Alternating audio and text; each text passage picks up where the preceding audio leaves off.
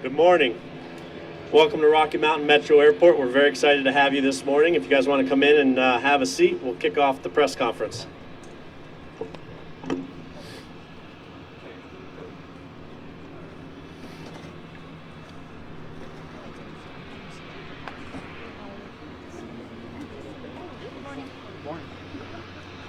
I'm staying behind you. I know how you are. Jane from the Westminster window, behave yourself. Yeah.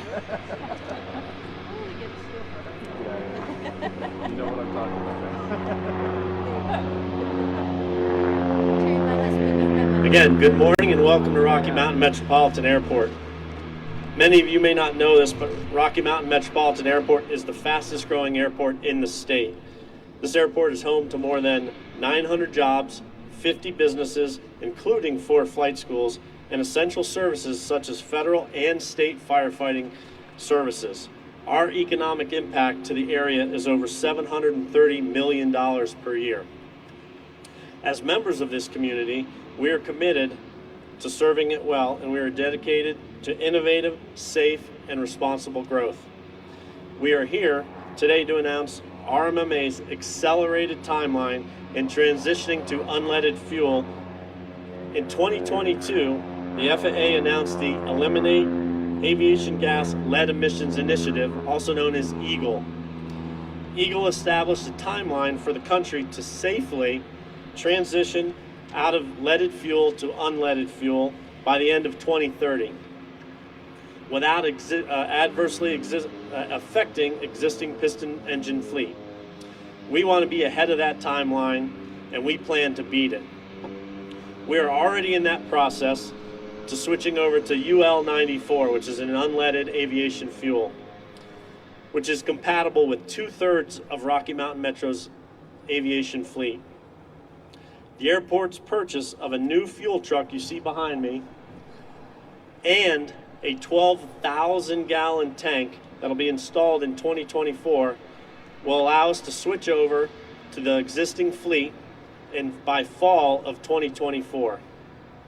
This staged transition will allow the aviation and petroleum industries to scale production and availability of the UL100 fuel, which is the next level, which is compatible to all piston engine aircraft. Our team's commitment to innovative solutions and community collaboration is why the airport's full transition will be well in advance of the FAA timeline. The aviation industry is working to do that, and we feel confident that availability will rapidly increase as price decrease. Our goal is to be the first airport in the state to be fully transitioned to unleaded fuel. Operating an airport like Rocky Mountain Metro that serves so many unique factors in our community could not be done without strong partnerships with our elected leaders. I am happy to introduce Commissioner Tracy Kraft-Tharp. After serving 8 years in the state legislature, Commissioner Kraft-Tharp ran for county commissioner and has been an advocate for safe and sensible workforce development, living wage jobs, and innovative and creative ways to serve the county. Commissioner Kraft-Tharp, along with Commissioner Kerr and Commissioner Dahlkamper, have been a champion and have led the way in making this transition the #1 priority for the airport and the county. I would like to welcome now Commissioner Kraft-Tharp, Commissioner Dahlkamper, and Commissioner Kerr.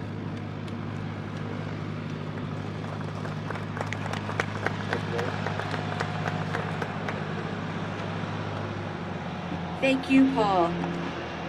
You guys are a little close. We want to make sure I stay on script here.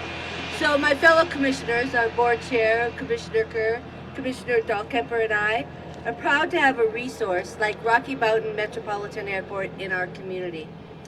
We're even more proud to partner with our airport team as they work to transition our MMA to a fully unleaded airport.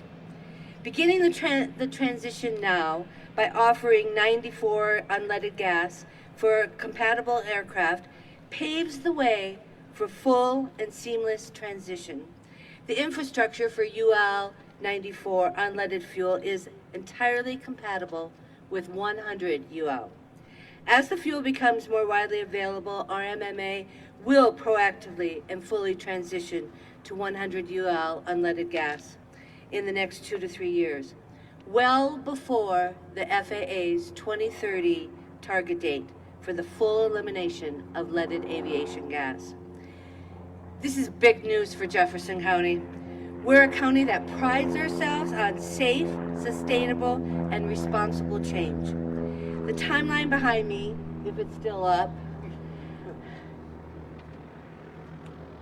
gives you a snapshot of what the transition to unleaded fuel will look like in our county over the next 50 years. We are so proud that RMMA and Jefferson County will be leaders in making the shift in the aviation industry. And now I'm extremely proud to introduce someone who will see the impacts of this transition every day. Terry DeManna is the manager of McAir Aviation. I promised I would be nice to him. McAir Aviation is one of the 3 flight industry leaders. McAir Aviation has been part of the RMA family for 29 years. Terry has been part of that since 2019. Terry, come on up and join us. Thank you for all that you do for the industry, providing incredible training in a critical and needed field. Please welcome Terry DeManna.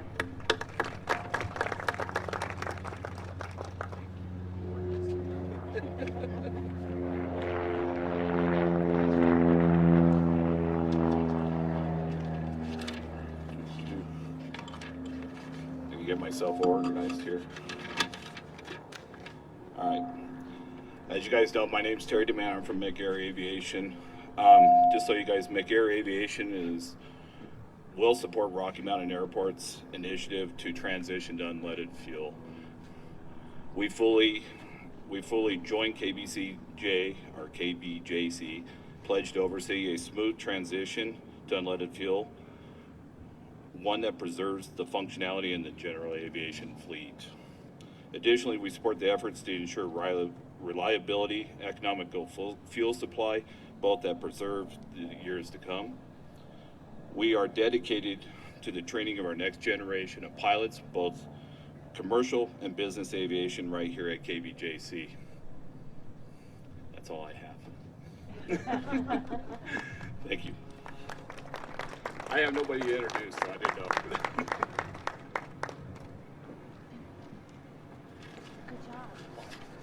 Trying to see if it's got a glare on. Thanks a lot, Terry. And we really appreciate your team and all of our partners here at Rocky Mountain Metropolitan Airport. I want to thank each and every one of you for being here today and part of this announcement. We're extremely excited for all the changes and look forward to continuing to partner with our community, elected leaders, and partners every step of the way. Please feel free to stay, check out our new fuel truck, and enjoy the refreshments that are offered in the back. Thank you.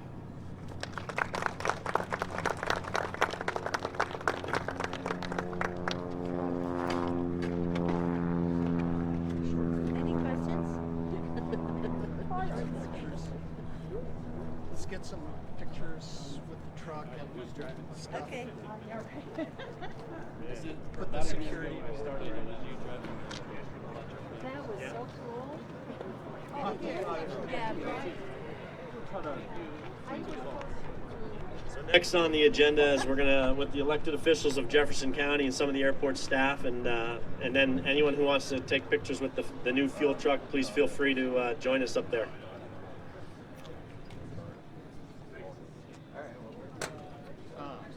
Actually, I have some working, but I don't know this way. I have to get a better camera. Actually, find out how the celebration this is. Well, just I don't know. I think we have a sound that we'll talk about later.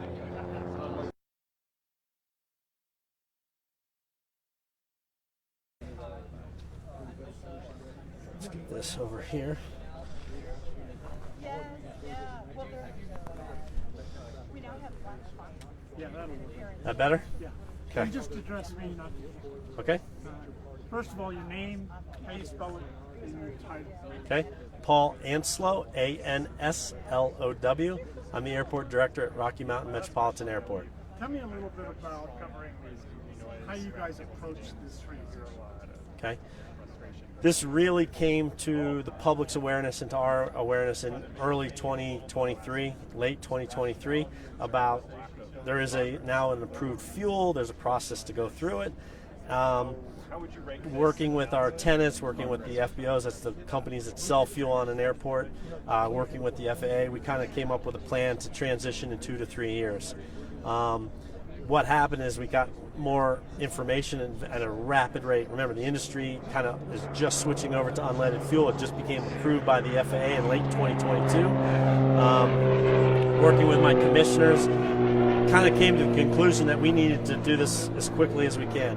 As you're aware, Centennial was able to do it late August, I think it was, down there, which again spurred us on and says, well, they can do it, we can figure out a way to do it. There's a large cost associated with doing it. We have to buy a truck, we have to buy a tank, we have to switch that over to unleaded fuel.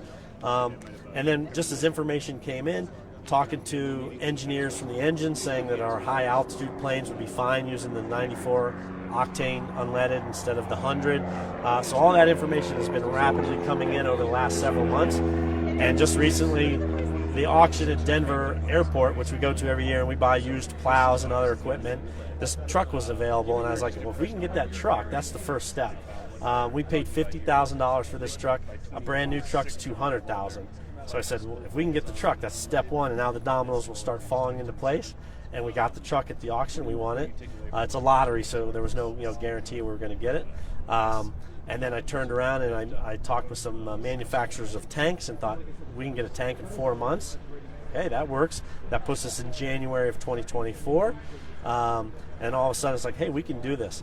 The FBOs are willing to switch over. The flight schools are willing to switch over. And so this has got an organic growth to it that's really rapidly moving us to the full transition. How much gas do you guys sell?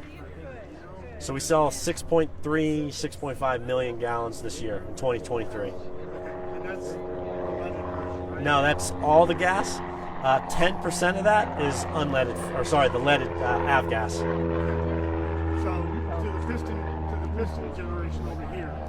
So 10% of that 6 point whatever. Your understanding is what? Yep. That's when they put the tank So So that's 600,000. yeah. I'm not a math major, but Okay. So now that you're going to be able to transition over, what are you telling your customers?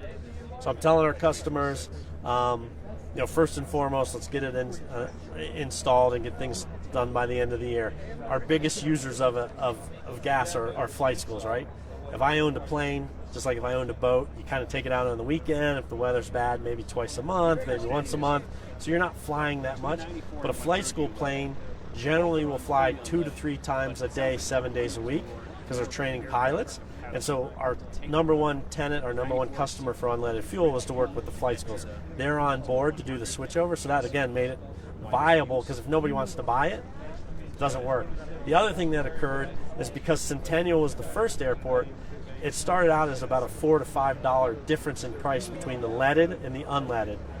Not a lot of people can afford, even businesses can't afford $5 more a gallon when you're going out and flying. So when we said we would add on, they did some quick math, and that price has come down to about $1.36 a gallon more.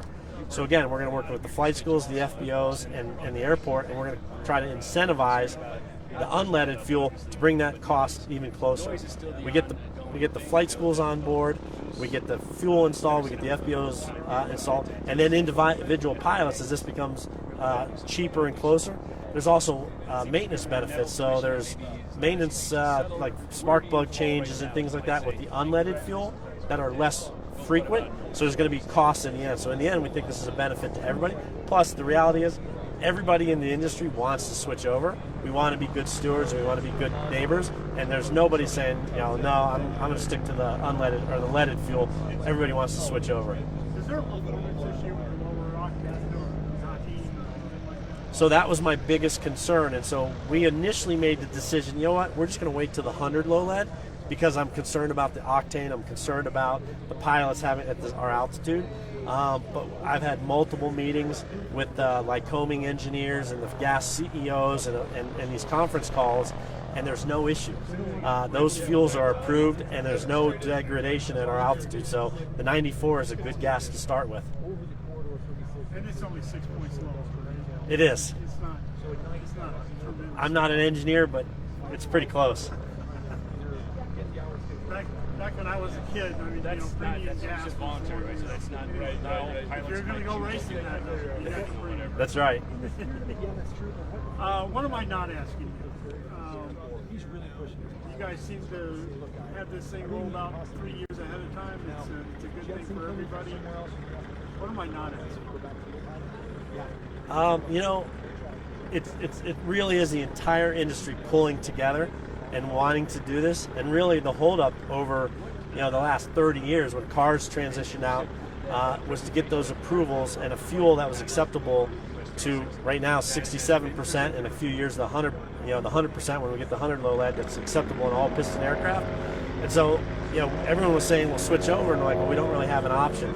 The fact that these fuels came out and that the engineers and the CEOs and the people in the industry said this is a good fuel, it's better for your maintenance records, it's better for your performance, you're not going to see a degradation in altitude. It's the whole entire industry is pulling together to make the switch over as fast as you can.